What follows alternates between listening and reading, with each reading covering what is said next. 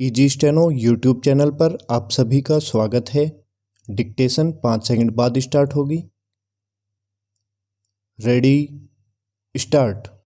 हैदराबाद में आयोजित भारतीय जनता पार्टी की राष्ट्रीय कार्यकारिणी की बैठक में प्रधानमंत्री नरेंद्र मोदी और गृह मंत्री अमित शाह ने परिवारवादी दलों पर जिस तरह निशाना साधा, उससे यह नए सिरे से स्पष्ट हो रहा है कि भाजपा ऐसे दलों के खिलाफ अपना अभियान और तेज करने वाली है। प्रधानमंत्री एक अरसे से परिवारवाद की राजनीति को लोकतंत्र के लिए बड़ा खतरा बता रहे हैं। यह सही भी है, क्योंकि परिवारवाद की राजनीति एक तरह की सामंतशाही है और लोकतंत्र में सामंतवादी मानसिकता के लिए कोई स्थान नहीं हो सकता। विडंबना यह है कि अपने देश में परिवारवाद की राजनीति बिना किसी रोक टोक के बढ़ती जा रही है और अब तो वह न केवल बेलगाम हो रही है, बल्कि उसके पक्ष में तरह तरह की दलीलें भी दी जाने लगी है। परिवारवाद की राजनीति की शुरुआत कांग्रेस ने की थी और एक तरह से प्रथम प्रधानमंत्री जवाहरलाल नेहरू ने इसकी आधारशिला रखी थी। इसके बाद कांग्रेस परिवारवाद की राजनीति का पर्याय और प्रतीक बनकर रह गई।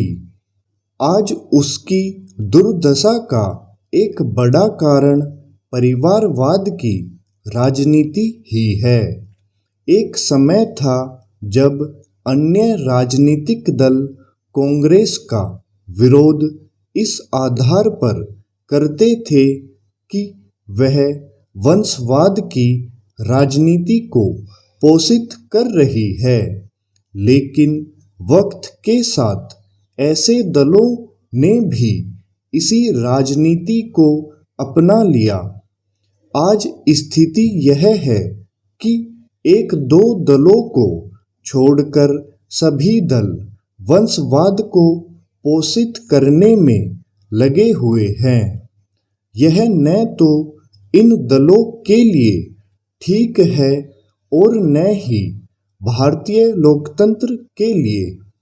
वंशवाद की राजनीति के कारण दलों में आंतरिक लोकतंत्र का जो अभाव है, वह लगातार बढ़ता जा रहा है।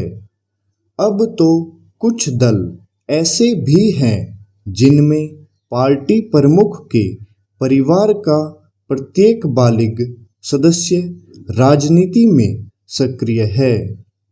ऐसे दलों में यह पहले से तय होता है कि उनकी कमान पार्टी प्रमुख के परिवार का सदस्य ही संभालेगा। कुछ दलों में तो तीसरी पीढ़ी उनका नेतृत्व संभालने के लिए तैयार होती दिख रही है। आखिर ऐसे दल लोकतांत्रिक मूल्यों और मर्यादाओं की बात कैसे कर सकते हैं? वैसे भाजपा भी परिवारवाद की राजनीति से अछूती नहीं है। भाजपा में ऐसे अनेक नेता हैं जिनके बेटे बेटियां राजनीति में सक्रिय है, लेकिन अब इसके संकेत भी दिख रहे हैं कि प्रधानमंत्री मोदी इस सिलसिले को थामने के लिए सक्रिय है। परिवारवाद की राजनीति तब और अधिक लोकतंत्र विरोधी हो जाती है जब पार्टी विशेष में सब कुछ उसके प्रमुख ही तय करते हैं। इसमें हर्ज नहीं कि किसी नेता का बेटा अथवा बेटी राजनीति में सक्रिय हो, लेकिन एक तो इसके मानक बनने चाहिए और दूसरे यह बिल्कुल भी नहीं होना चाहिए कि पार्टी की कमान एक परिवार विशेष के सदस्यों के हाथों में रहे। स्टॉप।